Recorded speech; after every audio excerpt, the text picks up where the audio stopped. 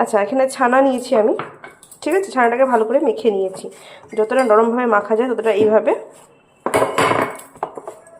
করে মেখে নিয়েছি, ঠিক আছে। ছানাটা যখন দেখবে থালা ছেড়ে দিচ্ছে,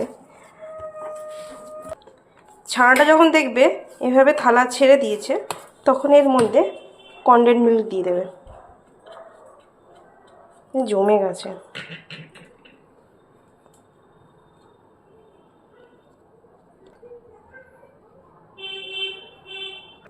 এখানে কনডেন্স মিল্কটা দিয়েছি, আর এখানে চিনি গুঁড়ো দেবো খানিক।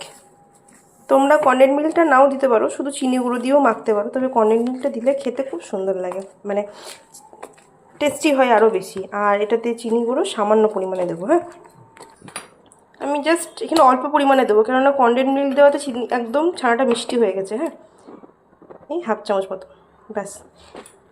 আর দেবো এর মধ্যে, আর দেবো অল্প করে এলাচ গুঁড়ো দিয়ে এটাকে ভালো করে মেখে নেবো।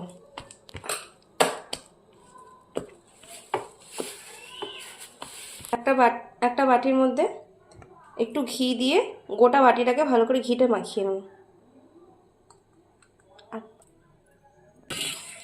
এই যে বাটিটাতে ভালো করে ঘিটা মাখিয়ে নিই চারিদিকে।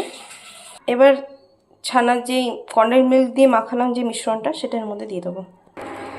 সবটা দিয়ে দিয়েছি, মিশ্রণ যে ছানার মিশ্রণটা তৈরি করেছিলাম দিয়ে এরকমভাবে একটু ঠুকে নেব। এর ওপরে একটু করে কিশমিশ, কাজু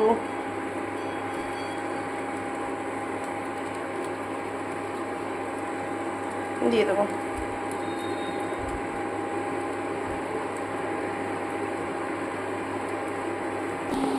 আর একটা পাত্রে জল দিয়ে দিয়েছি, এটা ঢাকা দিয়ে জলটাকে ফুটতে দেবো খানিকক্ষণ।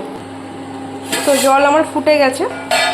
এবার আমি আজকে ইন্ডাকশানে বানাচ্ছি। এবার এই বাটিটা যেরকম এরকমভাবে বসে পড়ে, এরকম থালাটাকে ঢাকা দেবো। তো ঢাকা দিয়ে ইন্ডাকশানে আমি প্রায় 1 ঘন্টা মতন রাখবো। আর গ্যাসে করলে কিন্তু আপনার এটা 30 মিনিটে হয়ে যাবে। তো আমি এটা 1 ঘন্টা পর আসছি।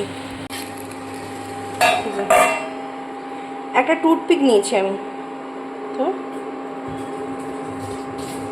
দেখুন,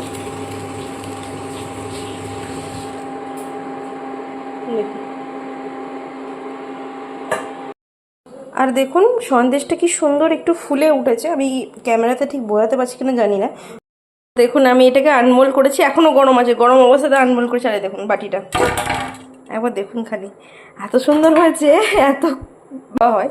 আমি প্রতি বছর পুজোর পরে এই সন্দেশটা মাস্ট বানাবোই বানাবো।